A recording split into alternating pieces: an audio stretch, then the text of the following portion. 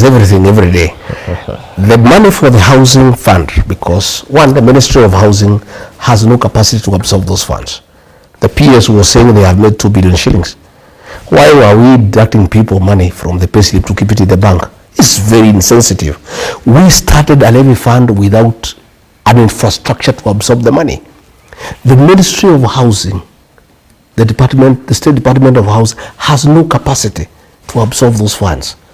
And they cannot even let the National Housing Corporation, which has a proven track record of building houses, do it.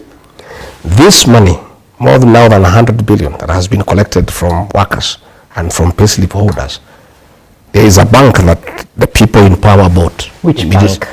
There is a bank. There is a bank. Yes. There is a bank that the people in power bought. Which bank? And all that money has been put in that bank. Which bank is this? No, we'll ask what I'll do, because I want to do things the right way. Yeah. I'll get one of the members of parliament from who works with me to ask a parliamentary question that must be answered. We would like to know where that money has been invested. Then you know that bank, and that bank was bought after we came into office. So it's about personal interest. Again, look at eCitizen, Rogers. When we came into office, the president called a meeting, and he wanted to know why eCitizen was in private hands, and he was very furious. And the National Treasury was there, ICTA was there, the CS ICT was there with the PS, I was there, and he said there is no way we can collect funds from government people, from people wanting services from government and give it to a private people. That eCitizen should be owned by the National Treasury. And there were several meetings. Later on, that matter died. I was not called for any other meeting. Later on, I came to learn that people in government had actually acquired shares from eCitizen, and immediately the government went overdrive in making sure that all government services are onboarded on eCitizen. As we speak today, the private people who own eCitizens are people within government, and they are milking billions every day. That is why there was a big push, it was done by another lawyer, it's called a deal, it's an Asian fellow. These are the guys who are doing all the deals in this country. He's the one who was able to blackmail the owners of the eCitizen and force them to cede certain shareholding to people in government, and he crafted it. What is happening now, why every government service was onboarded, is so that the new owners of eCitizen can make money. It's not for the country. Can you name them? It's not for the country. Can you name them? Oh, it's you now to do investigative journalism. Okay, I'm giving you the hints. Okay. I'm giving you the hints. Yeah. That from one, eCitizen is in private hands, and those are government people, and that is why the push for onboarding government services on eCitizen was done. And these are some of the problems that made me disagree with the president. Okay. Because this is pure corruption, it's pure theft.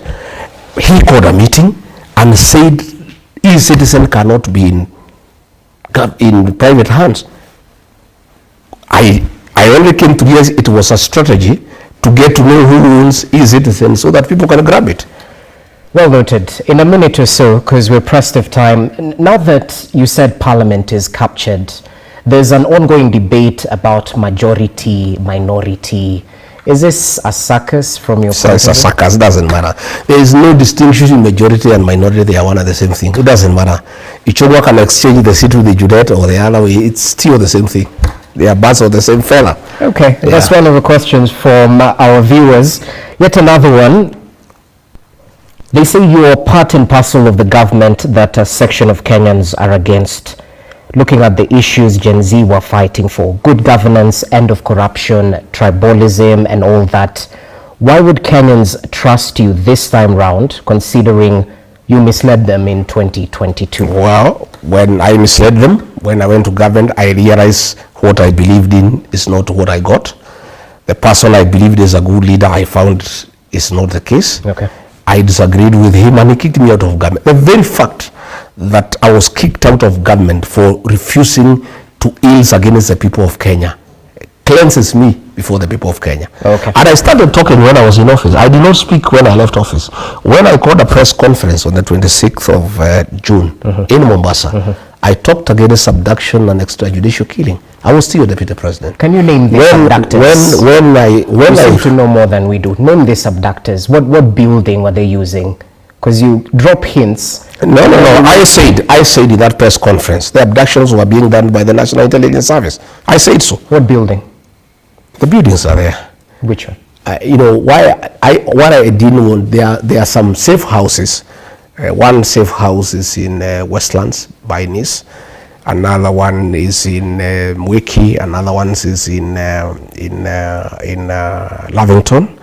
And there's a commercial building in town. I didn't want to mention it because it's a commercial building and it would ruin their businesses. But it's for you guys to do your investigations.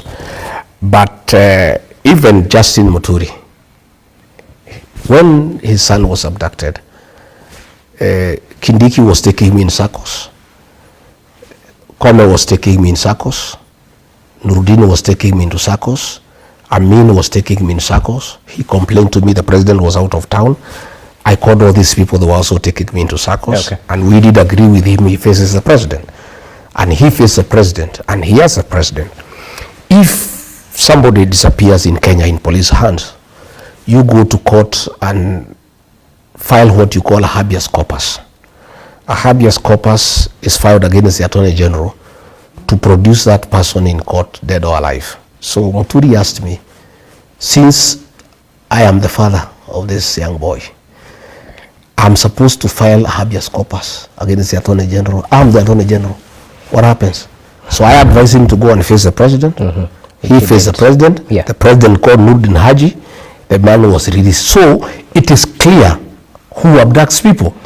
The president knew who abducts people because he knew who to call. Whoever was called released the young man. So what other explanation do you want about it? Fair point. Yeah. As we finalize, I'm still getting questions, and there are quite a couple, about you making claims during your engagements with people, with members of the Fourth Estate. Why should Kenyans trust you now? Yet you didn't speak sooner. At times, people point towards the 2023 protests where, is it up to 30 lives were lost, and you put the blame squarely on Raila ODINGA then. This time around, that is